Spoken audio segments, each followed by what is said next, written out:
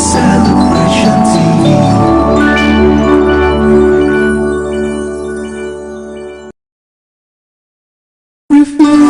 Jesus really.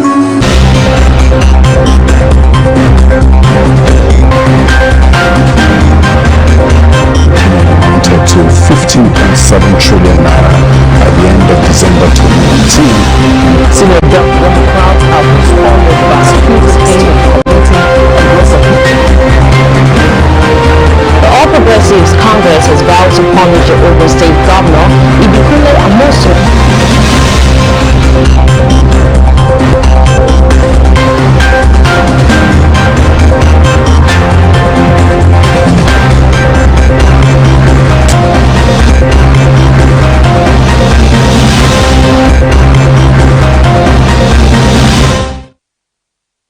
Welcome to Celebration Television News Desk. I'm Belis Quetta, and thanks for joining us today. Now, the news making the rounds, Nigeria needs $1.5 trillion in 10 years for infrastructure, says Buhari. DRC president pledges to fight deforestation of the Congo Basin. Glenn Youngkin, a Republican set to win Virginia governor race. First Bank unveils fully automated branch. And Ronaldo rescues Manchester United again and scores twice against Atalanta. Stay with us as the details of the news come after the short timeout.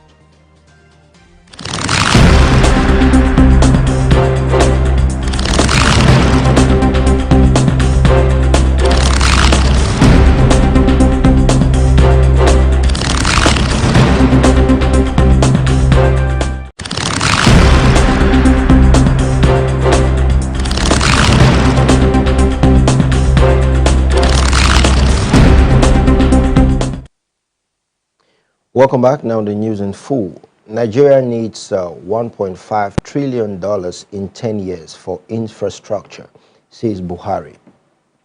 President Muhammadu Buhari has told world leaders that Nigeria needs at least $1.5 trillion in the next 10 years to close its infrastructure deficit and achieve an appreciable level of the national infrastructure stock. This is as he assured them that Nigeria is ready for investment from developed economies.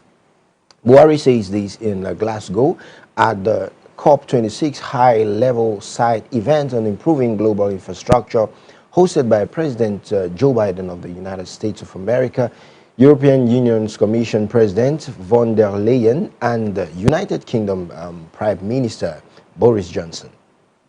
The senior special assistant to the president on media and publicity, Garba Shehu, disclosed this in a statement. And the president also declared that his administration had taken infrastructure expansion in Nigeria seriously, conscious of the fact that new investments in critical sector of the economy will aid lifting 100 million Nigerians from poverty by 2030. He explained that in solving these problems, his regime embarked on a massive infrastructure expansion program in the areas of healthcare, education, transportation, manufacturing, energy, housing, agriculture, and water resources. And the president welcomed the G7 countries to its plan to mobilize hundreds of billions of dollars of infrastructure investments for low and middle income countries. And now moving forward, strike continues as Cross River speakers talk with Labour fail. A meeting between Labour leaders in Cross River State and the Speaker of the State House of Assembly, Eteng Williams, to resolve the ongoing industrial action which began on October 12, 2021. A similar meeting with the head of services, Mrs. Geraldine Akpetse Kanem, and other government officials had ended in a deadlock last week. And the meeting was attended by the state's chairman of Nigerian Labour Congress. Discussions with the speaker did not go beyond appeals for Labour to call off the strike. Williams was quoted as saying that it was his intervention that got the state governor, Ben Ayadi, to approve 50 million naira in the 2022 budget for the initial plan of 30 million naira monthly for payment of gratuity.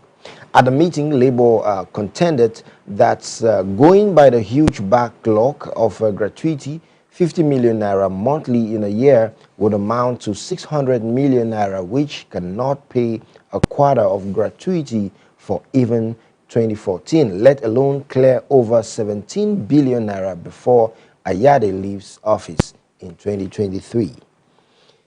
In another development, Imo Assembly impeaches Deputy Speaker and leaves lawmakers suspension.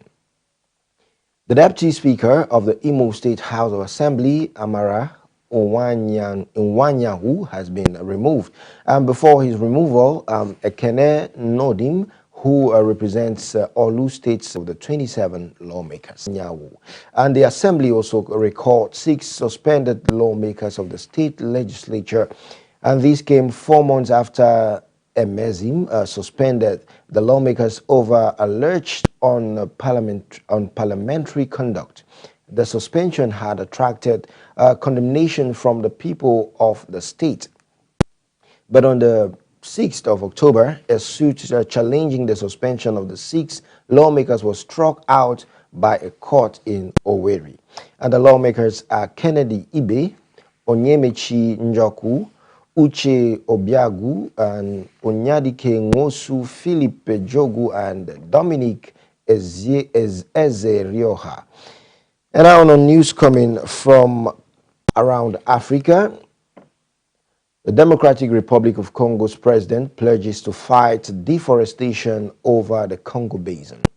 The president of the Democratic Republic of Congo, Felix Tshisekedi, pledged to fight the deforestation of the Congo Basin rainforest, the second largest in the world after the Amazon, through a series of measures. And speaking at the COP26 climate conference in Glasgow, Tshisekedi, who currently chairs the African Union, says his country was increasing its determined contribution at the national level to achieve a 21% reduction in greenhouse gas emission by 2030, launching a program aimed at planting 1 billion trees by 2023 and expanding the energy mix to include greener choices. And Tshisekedi says in addition that protection of the rights of local communities and indigenous people is essential. And the measures are in line with the Green Recovery Plan for Africa launched by Tshisekedi actions in favor of environmental sustainability and prosperity in Africa. The UK government says it has received commitments from leaders representing more than 85% of the world's forests to halt and reserve deforestation by 2030. And still on news from around Africa, Guinea strongman Doumbouya retires 1,000 soldiers. Guinea's Colonel Mamadi Doumbouya, who seized power in a coup in the West African nation in September, has announced that he is placing nearly 1,000 soldiers into retirement. In a speech, the strongman says the retirements will come into force and must in no way be considered as a punishment. And after having loyally served Guinea, nearly 1,000 military personnel will enjoy their rights to a deserved retirement. It is not clear which members of the military are being forced into retirement, nor while the decision was taken. However, the announcement follows the forced retirement of 44 generals and admirals on October 12th. Doumbouya rose to power in Guinea on September 5th in a coup that ousted elected President Alpha Condé after months of brewing discontent against his government. Doumbouya defied broad condemnation of the purge and was sworn in as interim president on October 1st. He has nevertheless promised to restore civilian rule after a transition period of unspecified length and to unite the politically fractured nation of 13 million people. We're going to short break right now. When we come back, we get more updates from the United States of America. Don't go anywhere.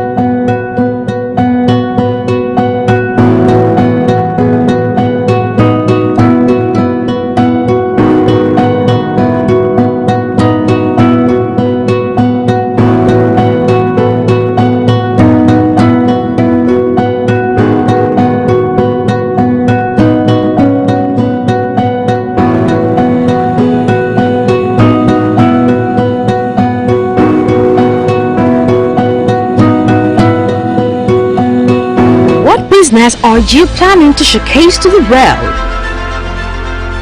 That which will satisfy the need of humanity? Of course, with Celebration TV, it will get the desired reciprocation you long for.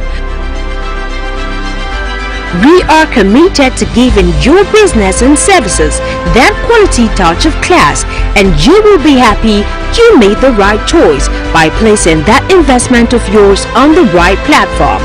Without delay, you can call on this number for your advert placement, partnership, or sponsorship of our programs. Celebration Television, your best bet. What business are you planning to showcase to the world? That which will satisfy the need of humanity?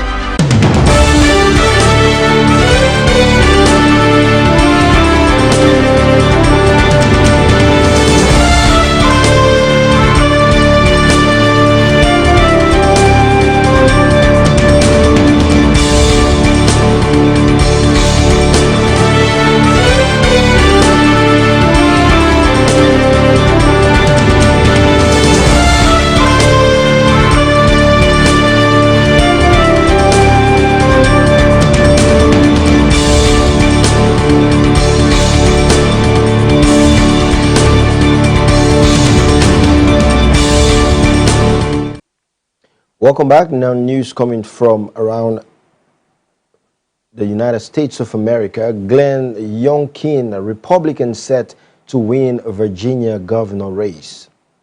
Republican Glenn Youngkin is set to be elected as Virginia's next governor in a major upset according to the U.S. media projections.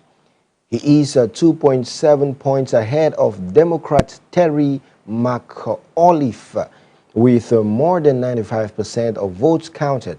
Mr. McAuliffe, who served as governor from 2014 to 2018, saw his opinion poll lead vanish in recent weeks. The ballot has been widely seen as a referendum on Joe Biden's presidency, and defeat will unnerve the Democrats. Mr. Biden won by 10 points in Virginia just a year ago. In a speech to cheering fans, Mr. Youngkin called his victory a defining moment. In more potential good news for Republicans in Virginia, their candidate, Winsome Sears, is tipped to become the first black female lieutenant governor of the state, which was the former seat of the pro-slavery Confederacy during the American Civil War. The Republican candidate for Virginia Attorney General, Cuban-American Jason Miyares, was also leading that vote count, and Republicans seem to be closing in of control of the state's House of Delegates. In other elections across the United States of America, Mr. Youngkin will be the first Republican elected to statewide office in Virginia since 2009. And now more updates from Boston. Michelle Wu becomes Boston's first female person of color elected as mayor. And Boston voters have elected City Councilor Michelle Wu as the mayor. She has made history by becoming the city's first woman and person of color to be elected to the post. And Wu, whose parents emigrated to the United States of America from Taiwan, broke 1990-year streak of white male city leaders. And she moved to the city from Chicago. She attended Harvard University and Harvard Law School. She defeated fellow Democratic City Councilor Anissa Esaibi George, a self-described first-generational Arab and Polish American who was born and raised in the city. And the contest between the two candidates marked a turning point in Boston politics, which has a history of frauds, racial tensions, and false designations. It also reflected an increasingly diverse city where Black, Latino, and Asian residents now make up more than half of the population and white group continue to shrink. And since her election to the city council in 2013, Wu has become a darling of the progressive wing of the party.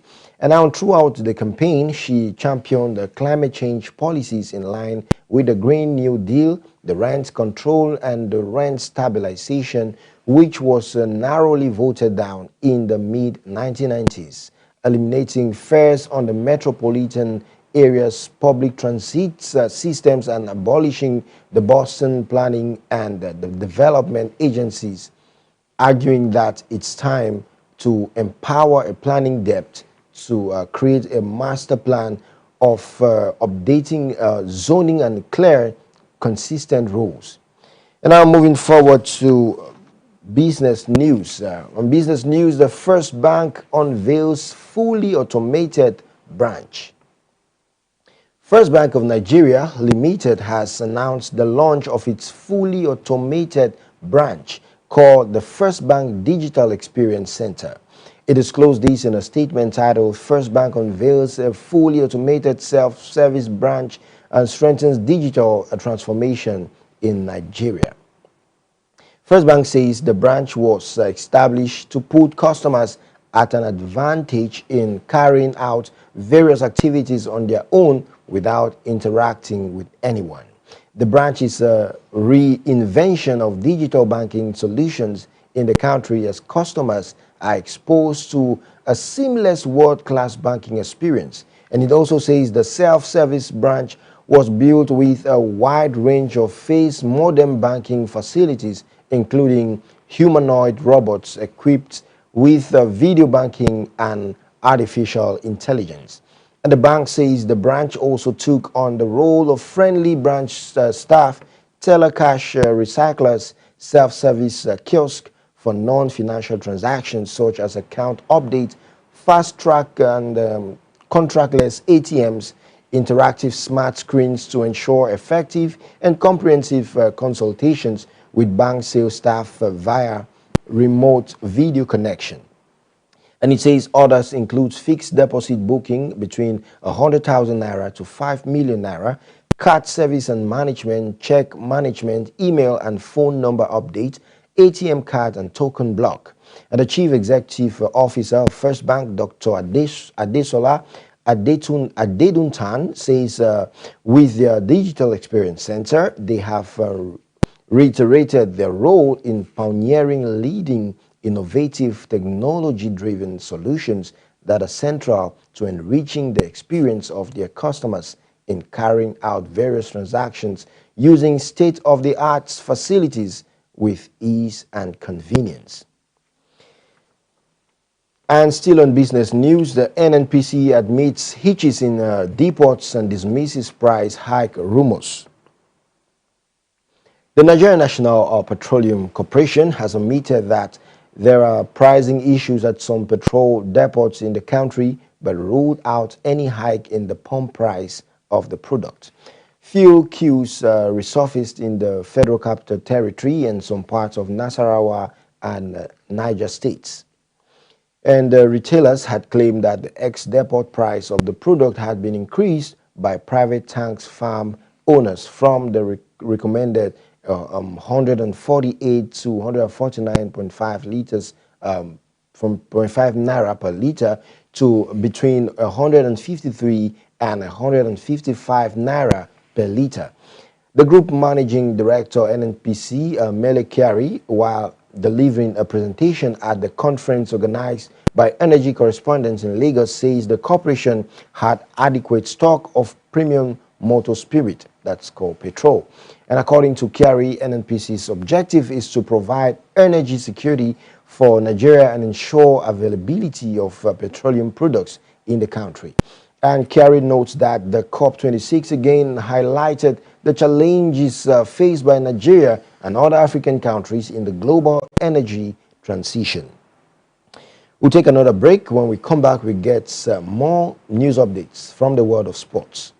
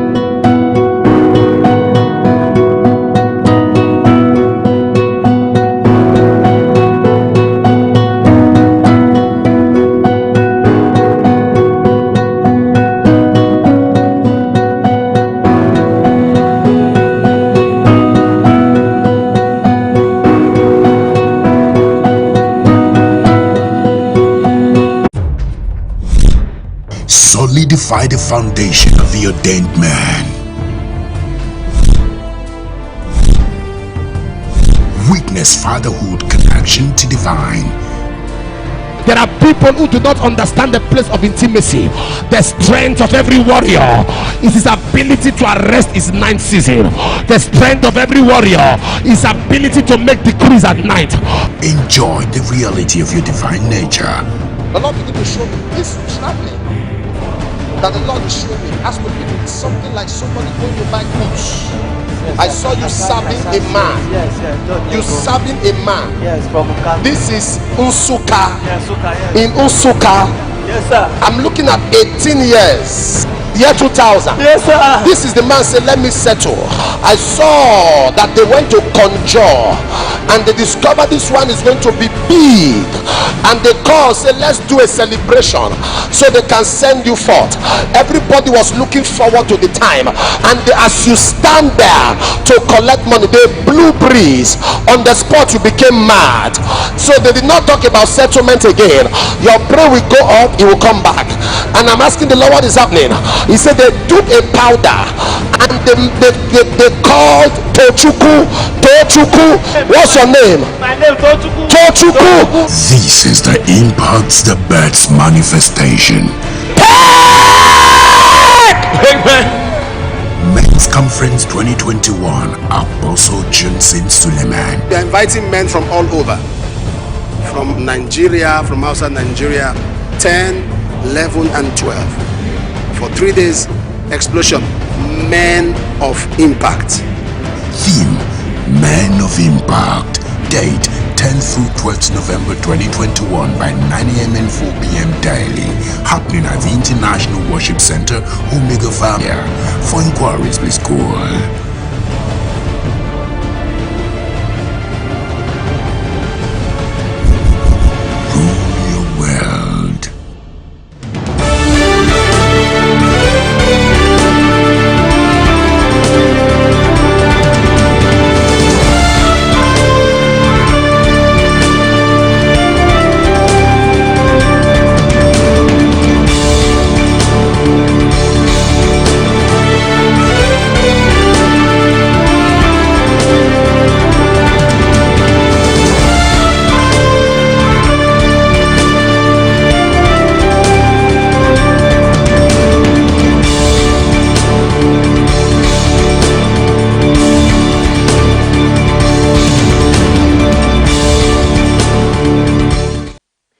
Welcome back. And now on sports news, Ronaldo rescues Manchester United again and scores twice against Atalanta.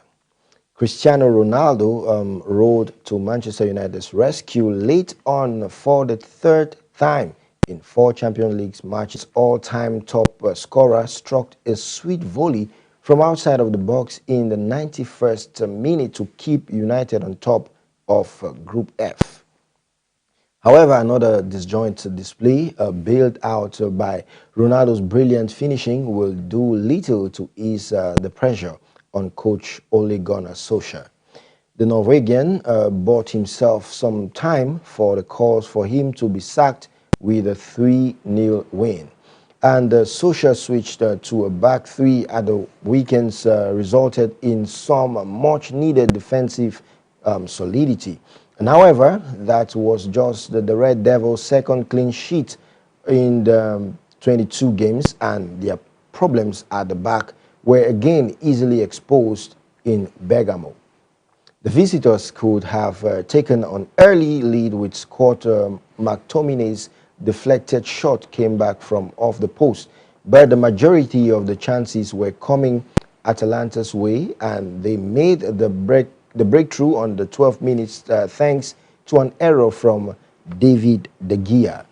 Mason Greenwood played in Bruno Fernandes, who picked out Ronaldo with a back heel from the Portuguese to blast home his 8th goal in 12 games since returning to Old Trafford in August. But United have only won 5 of these games as Solskjaer continues to struggle to find the right balance goes on. I think they'll say thanks to Ronaldo for yet another save. And now in another sports news, Tottenham appoints Antonio Conte as manager. Tottenham Hotspur has announced the appointment of Antonio Conte as manager.